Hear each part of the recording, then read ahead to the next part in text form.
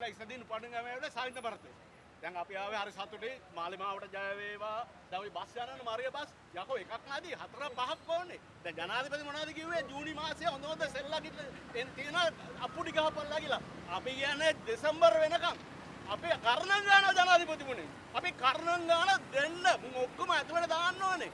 හරි ශානිතුමාට අපි ජය වෙනවා රංගතුමාට අපි දැන් මාලිමාවට මේ වගේ උනේ නැහැ බලන්න.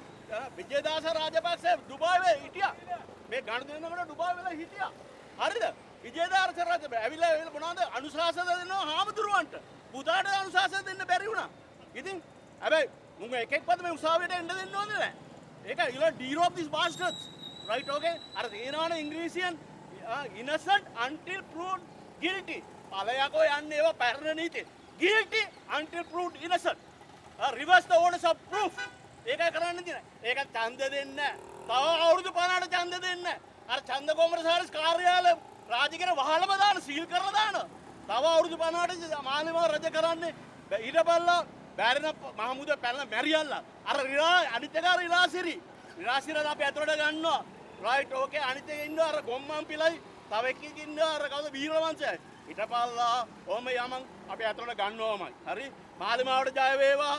ආයි ඡන්දයක් තියන්නේ අවුරුදු පාර ප්‍රජාතන්ත්‍රය දෙලා අම්මගේ රෙද්ද අපිට ප්‍රජාතන්ත්‍රය ඕනේ නැහැ යකෝ චීනේ අවුරුදු 150 කොමියුනිස්ට් බලයක් තිබුණේ කොහොමද චීනේ නැග්ග හැටි සෞදි අරාබිය දුබායි කෝ රජ පරම්පරාව පාලනය කරේ කොහොමද නැග්ගේ මේ හත්තිලව මුංග මේ ඡන්දයක් තියාගෙන ප්‍රජාතන්ත්‍රය ගැන මලයි ලෝකේ ඔක රෝල් කරලා ගාගෙන පස්සේ පැත්තේ ඡන්දයක් දෙන්නේ නැහැ අවුරුදු 50කට මලට ඡන්දයක් නැහැ කන්ෆර්ම් රයිට් මාළමාවට ජය වේවා අපි යනවා සැකකාර විතරයි. හා? ඒ සැකකාර විතරයි.